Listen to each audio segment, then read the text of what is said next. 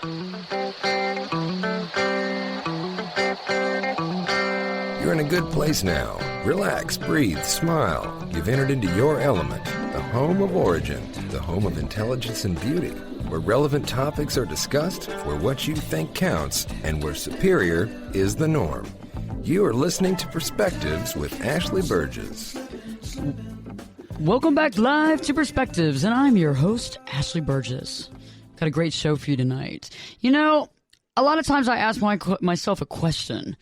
Are these people, are they just doing their job? Or are they singling me out? You know, how do you recognize when you are being singled out? And you know what? What do you do about it? You know, I think it's interesting because in life we hear people all the time say, hey man, I'm just doing my job.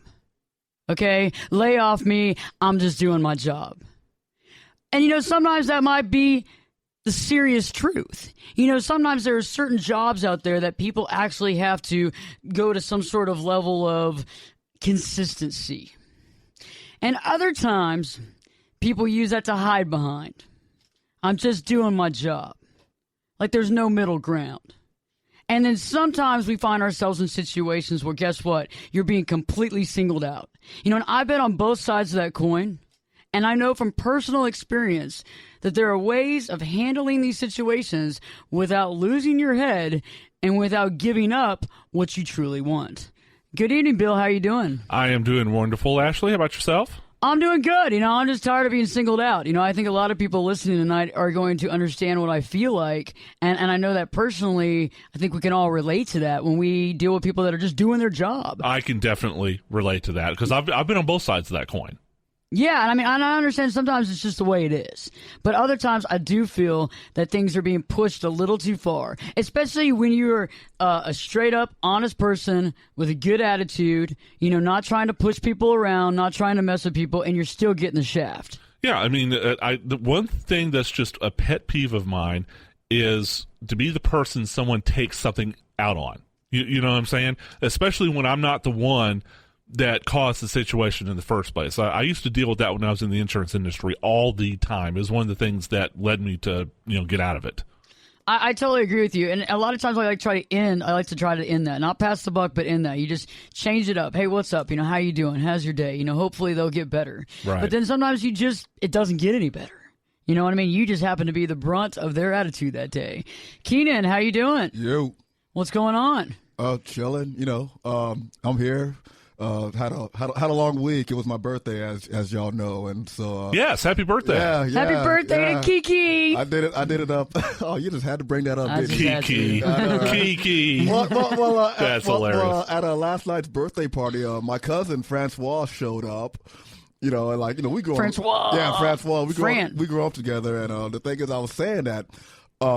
Growing up, you know, I never called him Francois. He never called me Keenan. It was, you know, either Fran or Key, you know, but when we were like little, it was Fao and Kiki. And that's where that came from. How cute is that? Oh, okay, yeah, okay, I'm too grown to be cute right now. Well, I think he's so cute. So, you know, so let's talk about this. Throughout tonight's show, I'm going to share, and we're going to all share some personal situations that directly apply. I mean, I think to those people that are just doing their job, and those others who are really not interested in helping us at all, but instead would rather see us choke and die. You know, there are people out there that would just rather see you just fall off a curb and get hit by a cab, and they don't even know you.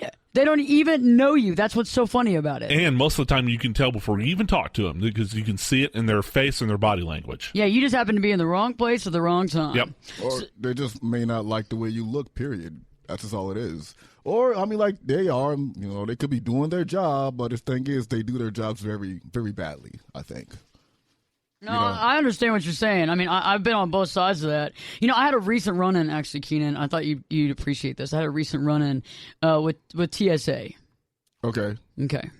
So anybody that's listening tonight, I had a recent run-in with TSA, and I think it's a good place to start tonight's discussion. You know, I'm dealing with people doing their job, you know, and about 6 months ago, you know, I actually did something. I followed up, I filed and did all my fingerprints and all that stuff for TSA pre-screening, where they pre-check you and you give your fingerprints and all that kind of stuff, and you give all the information about you. you do this, and if you pass, you get to kind of go to a different line of security when you get to the airport. You get to go in this different line. And the reason why I wanted to do it is because I really just don't like taking my shoes off. I don't like taking my shoes off when I get in line to go to the airport because, one, I'm always wearing difficult to take off shoes. And there's like no place to sit down. They don't give you like a bunch of chairs and stuff to sit down to take off your shoes and to take your time. I'm either falling over myself or I'm wearing shoes with no socks and I'm having to walk through that airport. You get dirt all on the bottom of your feet. Yeah, that's the thing I can't stand. It's just dirty. It's dirty. Yeah. I mean, and you can't get to the bath. You got to put your shoes back on to get to the bathroom to wash your feet back off. I mean, you can't just walk down the hallway of the airport with no shoes on, you know? I mean, you don't know what's going on. So I just don't really like that. And, and I also am not a big fan of that machine, that one that you have to put your hands over your head and it swirls around you real quick, Not a big fan of it. I'd rather just go through a regular security module and just kind of like not have to take off my shoes. So I paid this money. I did the security stuff. I didn't have to do all this stuff. Well, anyway, the other day, I check in and I get my boarding pass and I get in the TSA line, the one that's like the pre-check line because you've given all your information. I mean, you have to be a real idiot to try to do something after you've given all your fingerprints. They know everything about you. They know where you live, your relatives, everything. I mean, you're pretty much a known subject, There are idiots out there, though. Yeah, maybe so. But you're not one of them, thank goodness. Yeah, not really. And so I get up there and I go through the regular machine and they're like, okay, yeah, we're going to need to do a higher security on you. And I said, excuse me? And they go, what? oh, you've been selected. We're going to need to bring you over here real quick. And so I walk over there and next thing you know, I'm getting a hand swab. Where they swab to see if you've been touching any sort of explosives, Yeah. And then the next thing you know, I'm having to go through the regular machine, take the shoes off. Go through the regular machine. And then they decided they're going to pull my bags. Go through my bags real quick, make sure there's nothing in there. And I'm thinking, what in the heck did I do all this TSA thing for if I'm going to still get this round? I mean, what is that about? I don't know. Maybe they're just doing their jobs. Maybe that's what it is. They're just doing their jobs. Well, good night, folks. I'm just saying, because the thing is, every time I've been to the airport, I see all these television monitors and I see wall-to-wall coverage of CNN reminding me that there are these people called terrorists and they just want to kill us all because they just don't like Americans. So because there's something called terrorists, we have to do all this extra security screening upon you, even though it is annoying and it does take so much time and some of it is very much so unnecessary, but we're going to show you CNN just to make sure that you're still afraid of the terrorists. And so that justifies us doing our jobs. You're very afraid. It was at random, Ashley. I mean, they chose you at random, and that's okay. So that's key. So I'm not arguing the fact right here because I think this right here is a good sign of people that are actually doing their job. Okay. However, I don't care when people are doing their job. People still have a tendency of getting mad about it, right? I mean, I started fuming about it.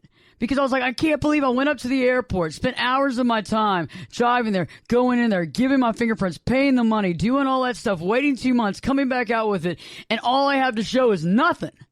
Nothing. I'm just randomly selected to go get extra security done on, right? You know how that freaks you out? If you don't sit back and just think about it a second, that's when people go on the rampage and start screaming. So what did I do? Started raising my voice. Uh-oh. So I start raising my voice, and the next thing you know, I see there's a whole little group of the TSA people like up on a tall riser type thing, and I'm like, who do I talk to about this, right? And they were like, oh, here you go, and they hand me a business card, the size of a little business card that has a 1-800 number on it, where I can either send in my comments or complaints. And I'm like, I got all mad about all this, and all I have is a business card that gave me a 1-800 number that I may or may not get through to. But how many people listening tonight have been in that same exact position, dealing with people that are just doing their job? Okay, I'm not saying that they singled me out, but they were just doing their job, but yet you just get so darn angry. And I think a lot of times it happens when, okay, I'm just doing my job, but I'm not really enjoying my job. Right. I'm doing it for the paycheck, however meager it might be.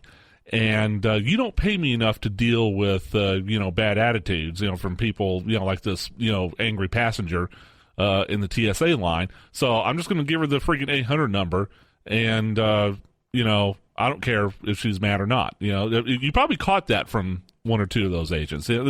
Those guys don't get paid very much. Well, I'm sure, but it's like the whole universe is kind of on that. I don't get paid well enough, you know. And I know that all of us sitting in here tonight don't get paid well enough. You know what I mean? Amen But I still do my job in a certain manner where I can look at myself and respect myself and actually say, hey, I made it very clear to the people on the other side of this issue why it was happening to them, because I think clarity and honesty and understanding why something's happening actually diffuses the situation and allows people to do their job. So when we return, we're going to be talking more about that other side of the coin. The other side of the coin when people might be starting to single you out. So stay tuned, because Perspectives with your host, me, Ashley Burgess, will be back in 2 shakes.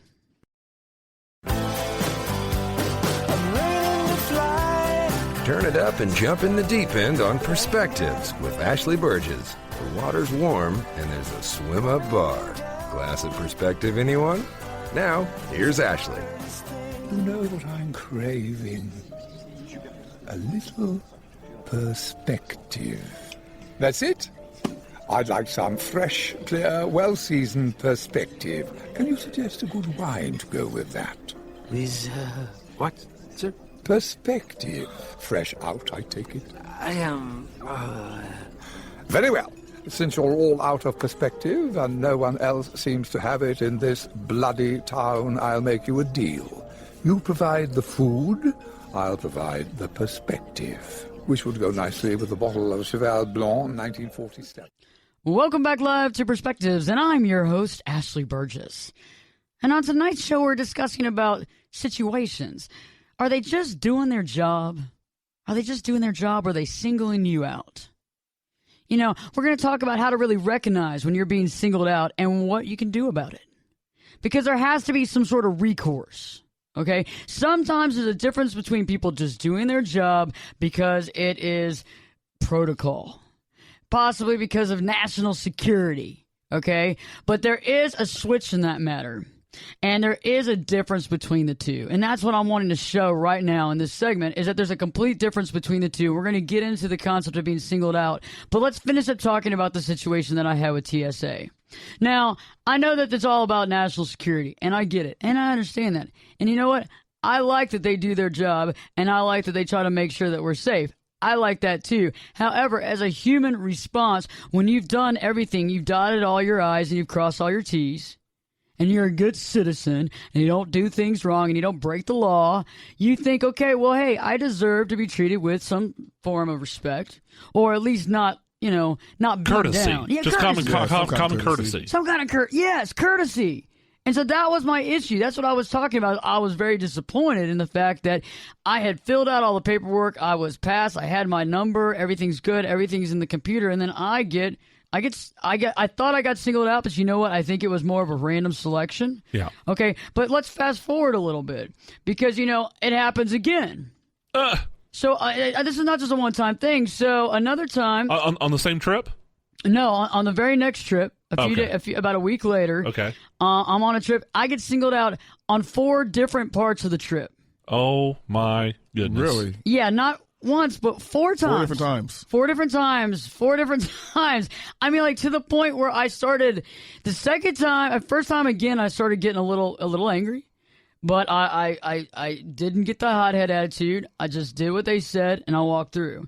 The second time, maybe I was a little hungover, you know, so I just did what they told me to do. Not you, actually. I just did what they told me to do, right?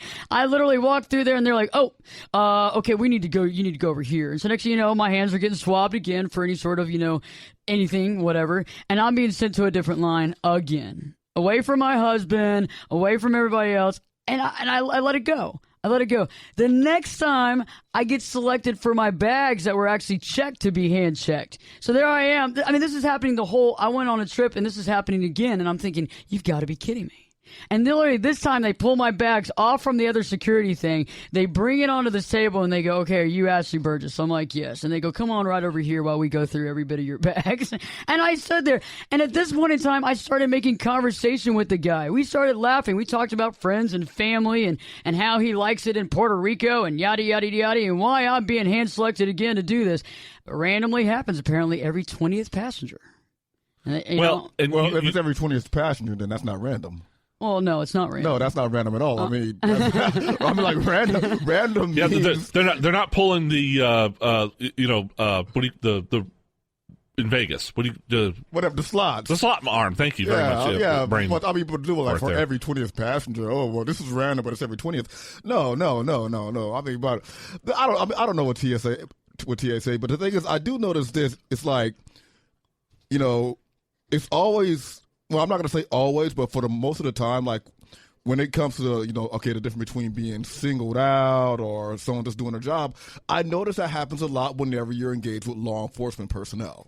Oh, yeah. That's what I notice a lot, because I remember a long time ago when I was a teenager, it was my friends and me, and so we're about to go hang out, whatever, and there's 4 of us in the car. Okay. 4 African-American males in a car rolling down the street. Let me get it. Y'all got pulled over? Yeah, we got pulled over. Yeah, DWB. Yeah, basically, yeah, driving while black, and so we're all sitting there, what the thing is, like the driver, my buddy, he was at the stoplight and he was eating a graham cracker. The thing is, as he was eating this graham cracker at the stoplight, he was looking down. Police pull up beside us. We all knew that the cops were there. We didn't care. I mean, we're just eating graham crackers. Yeah, we're eating graham crackers. Got some milk, got some graham crackers. Yeah, got some graham crackers. Rolling down the street in graham crackers. We're gangster like that, So, got a little alphabet soup and all. A, B, C, D, E, F, G. My boy Kiki, the OG. Yeah, I know, right? We go hard like that with the graham crackers. Kiki go hard. That's how they roll in the hood. And so the thing is, the light turns green, so my friend did not go immediately. He looks up, the light's green. So he goes, cop pulls us over, rolls down the window, cop says, I smell weed. No one was smoking anything. He had to justify the stop. Or he was fishing. You know what I mean? No, he was fishing. Yeah. He was definitely fishing, because he said, well, the reason why I pulled you over is because when the light turned green, you didn't go immediately after the light turned green. Now, the thing is, I know whenever I drive, and when that light turns green, I count 1, 2 before I go, just in case some crazy yahoo thinks he can make the yellow light. That's good. Yeah, good idea. Yeah, just in case. But the thing is, he's like, oh, well, you didn't go immediately. And then next thing you know, we're all being asked to step out the car. Assumed position. Assumed position and everything. And all of us are getting searched. And, they're running us for warrants and everything else. Everyone comes back clean, right? So then the police officer, had us all stand on the curb. And then he says to us, well, the reason why I pulled you over, it wasn't because y'all are black. That's what he said. Without being prompted. Yeah. Without being prompted. And then my buddy says, well, is it because we're all wearing hats? And so the guy's like, well, he didn't go. And then when you rolled down the window, I smelled weed. And granted, no one had anything. No, nothing. Whatever, Kiki. No one was smoking anything. Because we know how you roll. Yeah, no, yeah. I roll hard with the graham crackers. I get what you're saying, though, because a lot of times it's the way you look. But, I asked that question. I said, is it the way I'm looking? And somebody said, oh, yeah, you would look like a subject, like a target, like somebody that might be involved with some sort of illicit activity. You've got this crazy look in your eyes. But you know what? The biggest deal to me, though, don't you agree with this, Keenan, is the biggest deal is they don't allow you clarity and understanding.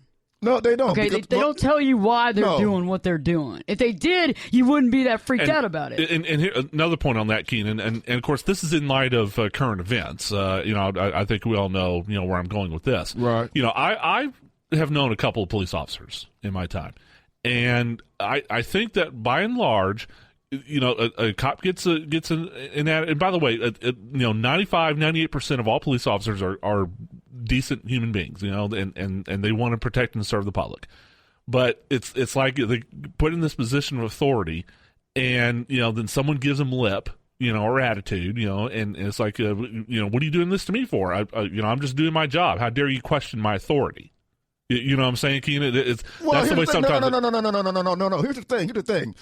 Police officers are public servants, and they are paid by taxpayer money. I am an American citizen. I did serve this country. I do pay my taxes. Therefore, a police officer will not and should not say whatever he feels like saying to me or any other American citizen. Well, especially when he's trying to justify why he pulled you over in the first place. Well, yeah. I mean, he's trying to justify it. I mean, I agree with what you're saying, though. You're saying, hey, we pay their salaries. Exactly. They can't just sit there and unload on you. It is my taxpayer money that puts food on their table. It is my taxpayer money that feeds their kids. It's my taxpayer money that, helps pay their mortgage or pay their rent. Without us, they have no food and no shelter. Yeah, I'm just saying, to tie it back into Ashley's point, a lot of times, they come at it from the perspective of, I'm just doing my job. My job is to enforce the law. What are you giving me attitude for? You know what I'm saying? And in Keenan's situation, this is sounding a lot more like being singled out. He was definitely singled out. And we're going to be talking about more about that here later on in the hour, because being singled out, what it's about. And we're going to talk about that. At the same time, though, I have dealt with police officers that were literally doing their job. And some people are just doing their job. Yeah, like if I get pulled over for speeding, I know I was speeding. And I know they were doing their job. I know they're doing their job. I'm like, they have discretion, though. They have discretion on what they can do. Like I remember once I was driving. I was coming back from the gym and everything, and so coming back from the gym, my blood's all pumping and everything like that, and I'm rocking out to Wu-Tang Clan. Okay?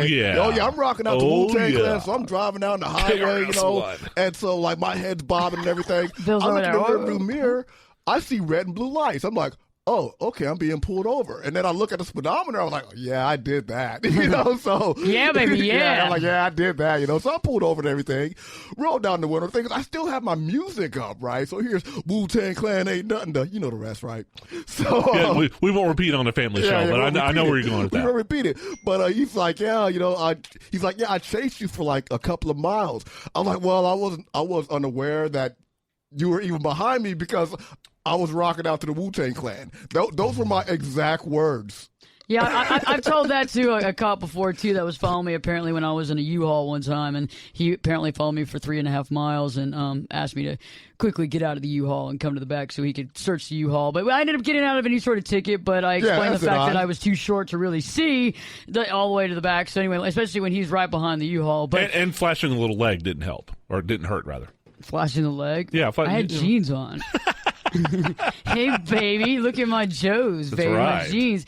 Yeah, so when we return, we're going to be talking a little bit more about the concept of people doing their job versus the concept of being singled out, because, the biggest thing about when they're doing their job is they would just supply some clarity and some understanding and explain why the situation is taking place. You know what? You wouldn't mind them doing their job so much. So stay tuned, because Perspectives with your host, me, Ashley Burgess, we'll be back in 2 shakes.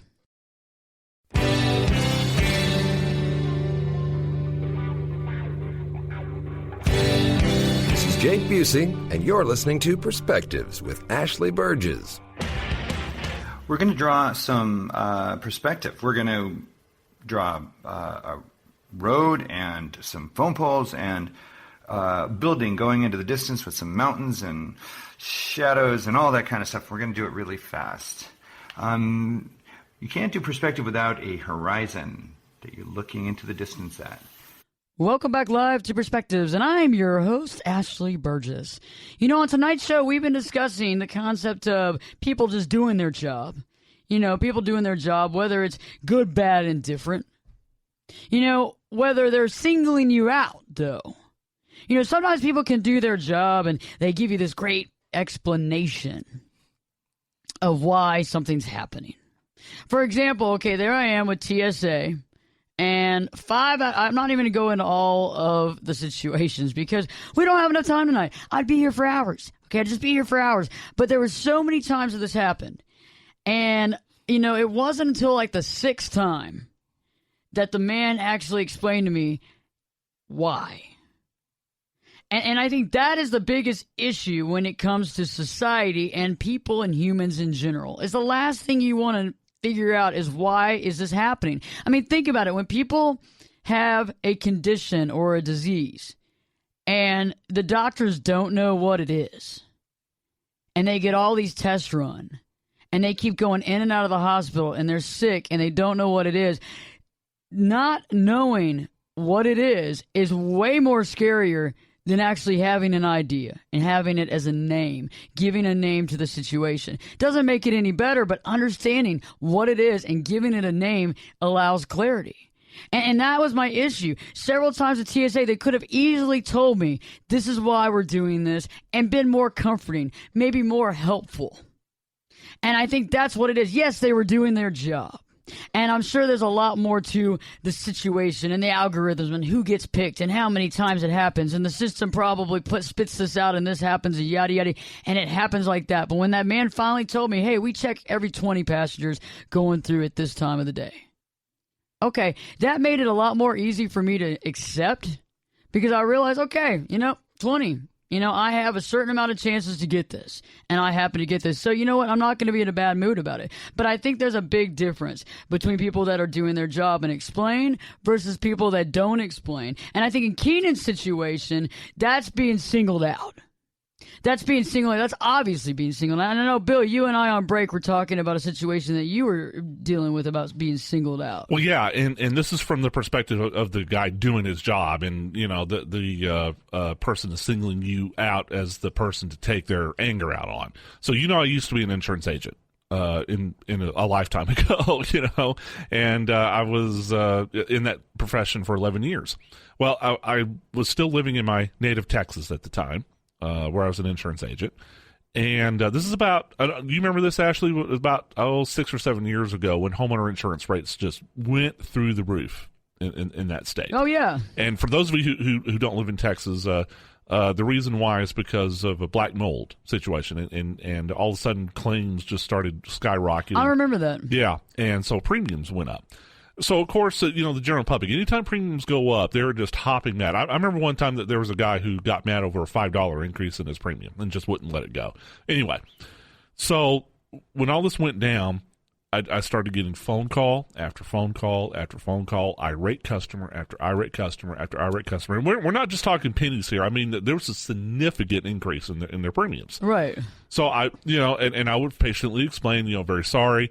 There's been an outbreak of black mold. We expect claims to go up. We need to make sure we have enough, money in reserve to pay, any claims, because homes cost a lot much, blah, blah, blah, blah, blah. When it started getting irate customer number 10, irate customer number 15, irate customer number 20. And now all of a sudden, because I'm explaining the same thing over and over and over again to irate customer after irate customer, and my patience is starting to wear thin.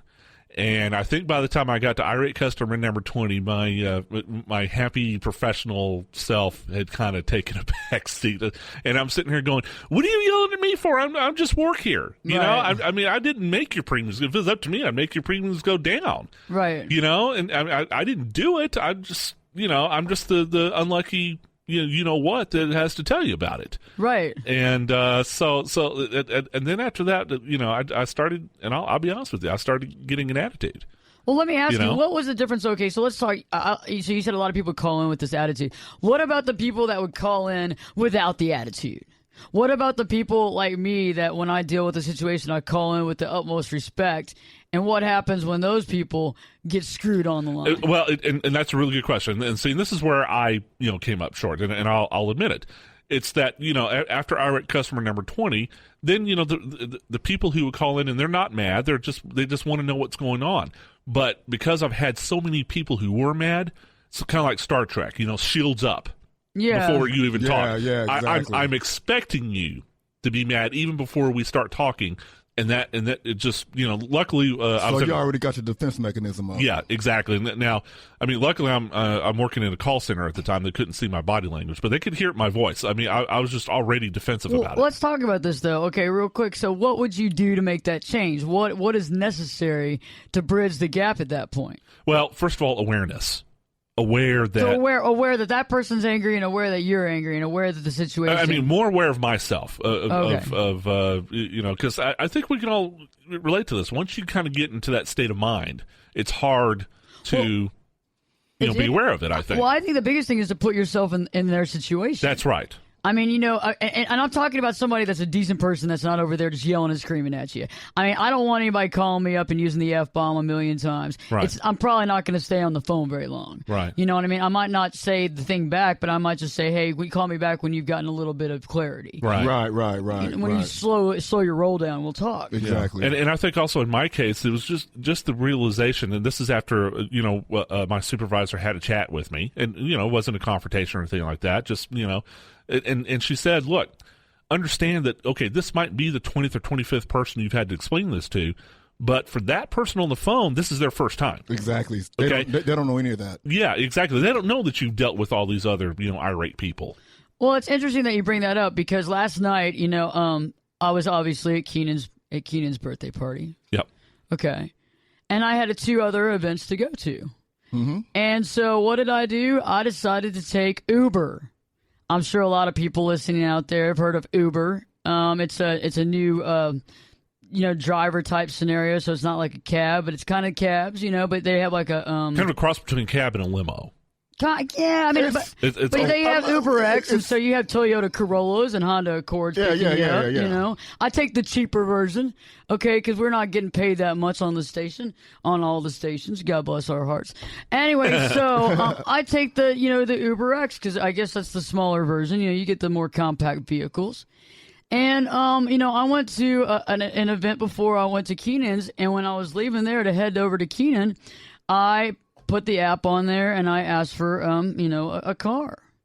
And, you know, about 10 minutes later, I get a call from this guy, and he seemed like he was in a really bad mood.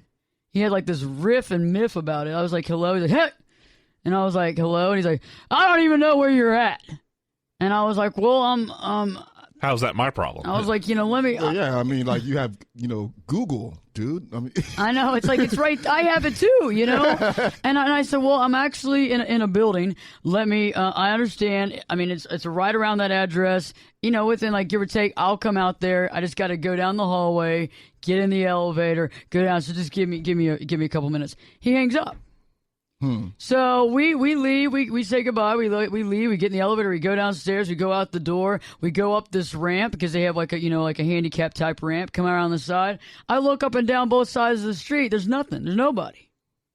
So I go to call him, and guess what? All of a sudden there's a message that comes up on my phone saying that your driver has canceled the trip.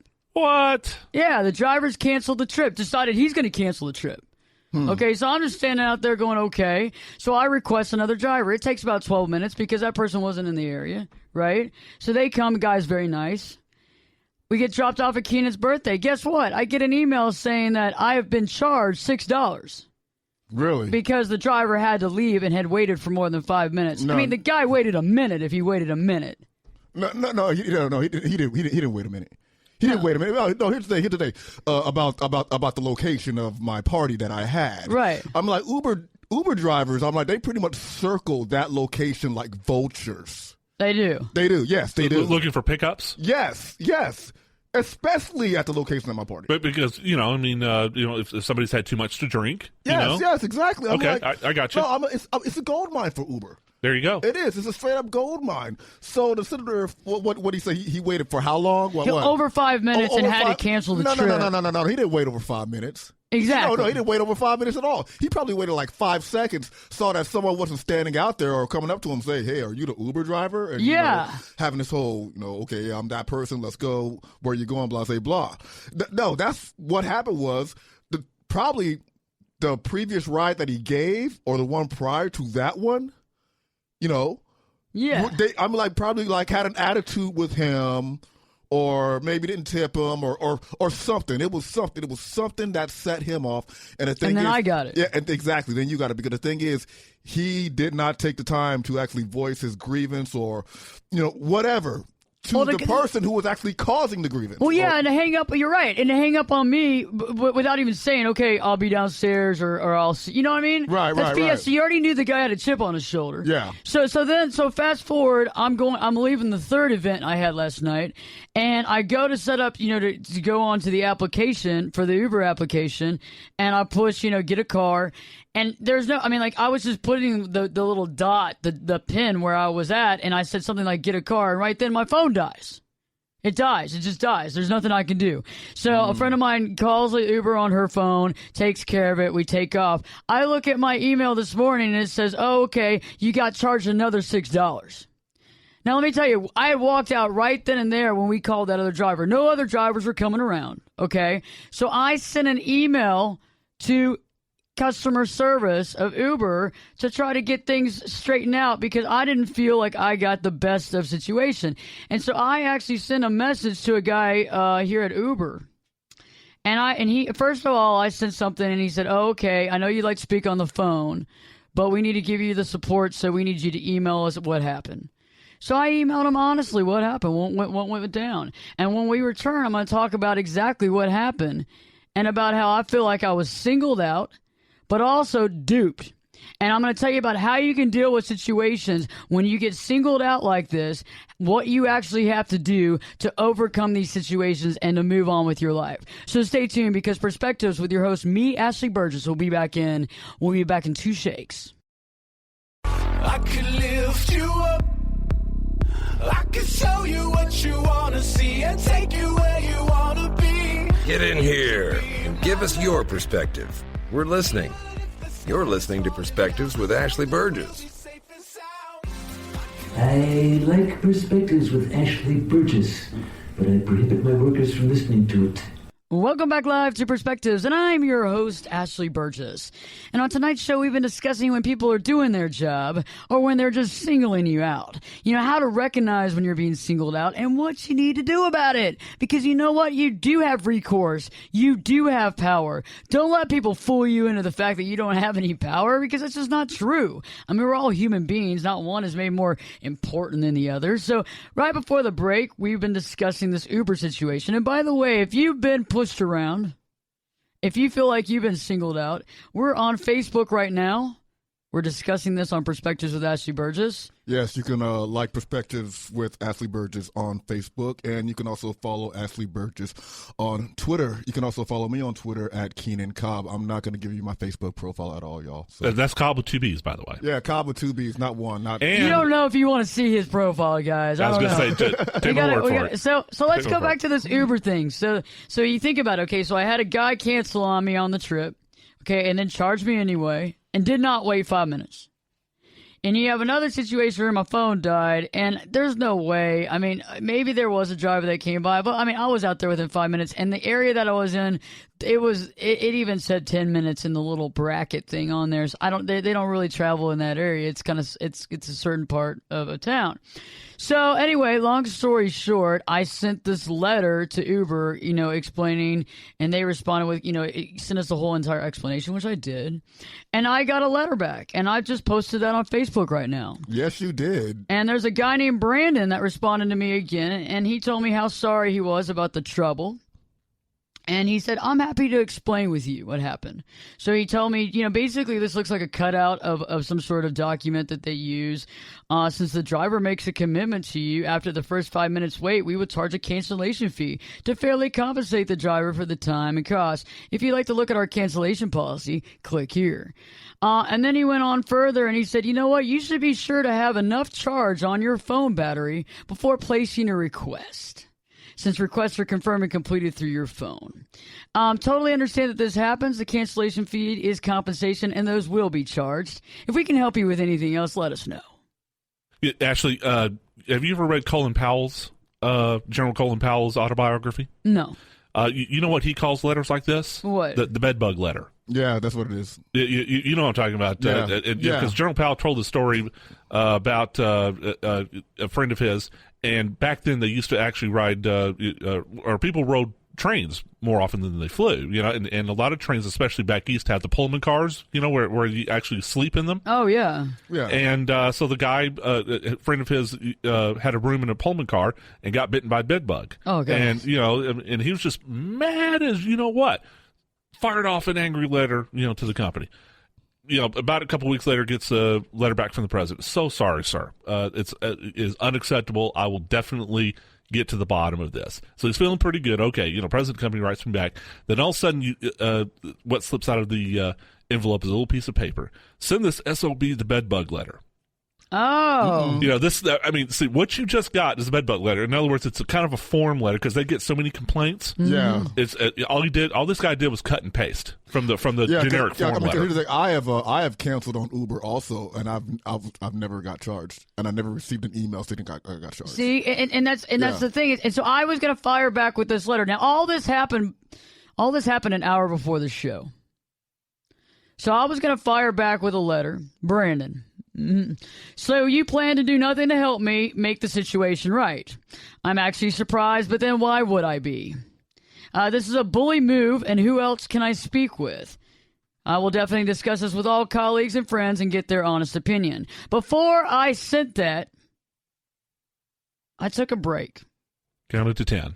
And I realized, what good is this going to be doing to fire this to Brandon? Because Brandon doesn't want to help me at all. Brandon would like to see me choke and die. He sent you the bed bug letter. Yeah, he did. Yeah, so, I'm going to call the bank in the morning and cancel the $12 charge. And guess what? I win. Game over. Not only that, you also social media shamed Brandon. And I social media shamed Uber because you know what? That's shameful. For somebody that rides in a car of y'all's at least 3 or 4 times a week, and in this situation, 4 times last night, that's despicable. We do know that you have problems with your company. We get that. But that's unbelievable. And not only have you social media shamed him, you've radio shamed him. Yeah. Because this show is not only going out over the air, but it's also going out on This is international. Yeah. This is nationwide. This is iHeart. This is all of it. Yeah. We got this all going Actually, on. what you ought to do is send Brandon a letter saying, you know what? There's a competitor called Lyft. I'll be using your competitor from now on. Oh, that's a great one. And by the way, thank you for the material. Seriously. I think that's high up on the, because I was thinking about all the ones that has happened to me in the past about those kind of, wrong moves, those jerk moves. I was thinking about that, and this just happened today, and I was like, this is perfect timing. It couldn't have happened faster. It couldn't have happened with more, Godspeed, on this deal. And I think this is what we're getting at to, is those are kind of being singled out. You're kind of being screwed over. So let's talk about what happens when you feel like you're being singled out. Let's talk about what you need to do, because I think we can all get behind this stuff. And I think the first thing is that we all think about calling higher ups when we feel like we're getting singled out. But you have to sit there and think, if I call a higher up, is this going to help me out, or is this just going to piss me off even more? I don't know about calling higher ups, to be honest, because the thing is, sometimes higher ups, sometimes they'll help, but at the same time, though, maybe the person that you're complaining about may be buddy with the higher up. They might be drinking buddies or something like that. So to me, calling the higher up doesn't really, I don't know, it depends on the situation. It definitely does. Yeah, it does. It depends on the situation. It does, because here's an insider secret, Keenan, because I used to work in a call center so many times. You know how call center management is graded? How? By length of call times. Oh, by length of call times. Right. Okay. The shorter the time, and therefore the more people you can get in, especially if it's the type of call center that sells things. Right. Okay. Then, the better their ratings, and therefore the bigger their bonuses. Okay. So, when I was working in a call center, if somebody has a customer complaint, I want to speak to a manager, bang, get it over to the supervisor right away, because it gets that person off your phone and you go on to the next customer. Right. So if you are speaking to a call center, I want to speak to your manager. Have you ever done this, Ashley? If you call a call center, I want to speak to your manager, they put the manager on the phone right away. Well, my deal, too, is if we go back to my personal experience, if I have an issue with somebody, I usually try to clarify it with them first. I try to get it taken care of with them, because I'm not one of those big go-over-your-head type people. I see what you're saying, but if I can't get any farther, I'm going to do it. And I think sometimes we get intimidated. You get intimidated. Yes. And I'm sure you saw that a lot of times there, too, is that people get intimidated. They don't want to deal with it. So instead of dealing with the situation, they just don't deal with it at all. When in actuality, why do we get intimidated? Like, why would I get intimidated by Brandon? Brandon, there is no face. He won't pick up the phone. What if that's a call center and everybody's named Brandon? Think about it. So that there's either you go up to the higher ups, or like you said, you find an alternate route. Because sometimes when we go barking up a tree and we have an argument with something, there are a lot of people out there that don't want to help you at all. And it's obvious from that letter that you got, Ashley. He's just doing his job. His job is to deal with customer complaints, so he sends you the version of the bedbug letter. I have had issues with Uber, and I also had issues with Lyft. Oh, you've had issues with them too? Yes. And the thing is, I found out that the best way to get a hold of them is actually via Twitter. Oh, nice. Yes. Because they're Twitter. Yes, Twitter. Exactly. Because how many people are on Twitter? And they don't want that kind of negative advertising. Yeah, I can tell you. I mean, it's like 288 million people on Twitter, something like that. But I found out that social media is actually one of the best routes because the thing is, everyone sees it. Well, via Twitter, that is. Because I know, who is it? American Airlines. They have an entire team of social media managers. And the thing is, every time that there's a complaint with American Airlines, someone always sends them a tweet. Or like even where I work, I am the social media manager. If there's a complaint, we get tweets. They're not going to call the school. They're not going to email the school. They're going to hit us up via Twitter or Facebook. You know, that's interesting you brought that up because I was on Twitter a few weeks ago, and I actually brought up the fact, somebody had brought up the fact that I should be writing for the American Way magazine, the American Airlines magazine. And I made a comment about it, and they actually contacted me. And they want to see my stuff. And I sent them a copy of a couple of books out and all that kind of stuff. But the only reason is because of Twitter. And because I retweeted it, and I said, oh, yeah, that sounds like a great idea. Yeah. And next thing you know, American Airlines is like messaging me. Yeah. Let's talk, you know what I mean? And you're right. It all comes down to the fact, you're right, I'm going to be on Twitter here in just a second. Because, I can't do everything at one time. But I'm going to be on Twitter here in a second and make my comments. Because, I love Brandon. I'm sure he's got a family and kids, or maybe not. Maybe Brandon is just, I don't know. But, the point is that that makes perfect sense. Is, because sometimes when we get overwhelmed and it's like a bullying situation, you have to have another aspect or another route that you can take. Yeah. And it's not fair, and it happens all the time with the big companies out there where people get bullied and bullied and bullied over a bill that they don't owe. Because you're just a number to them. Because you're just a number. Exactly. Yeah, you're just a number. I think the next thing to look at when you're dealing with, feeling like you're being singled out is you don't want to get down over the situation. And the concept is fighting is futile. And you got to kind of fight from a different angle. For example, if you deal with a bully on a day-to-day basis, they're going to be able to bully you more than you will ever be able to bully them. So fighting them on their level of fighting and tactics, it's not going to work. You have to actually deal with the situation. And if it means that you just need to let it go for your own sanity, right, let it go. But if you need to deal with this because it's because it's a situation, like, for example, it's $12 on this Uber situation, but it's the point of it. It's the point that you can't just bully people based on whatever kind of rules and regulations you want to make without the actual factual evidence there. And you're not going to take that into consideration. You're going to send me a form letter and sign it your name. Yeah, because it's a power trip. It is a power trip. I have the authority. It's kind of like the police officer, what are you questioning me for? But a lot of people get that, kind of mindset. I'm the, manager. I'm the case officer. I'm the customer service representative. And I'm the one in charge of this. And you're questioning me. How dare you? And good luck with that. Because, when and I'll be honest with you, when I was an insurance agent, sometimes I got caught up in that.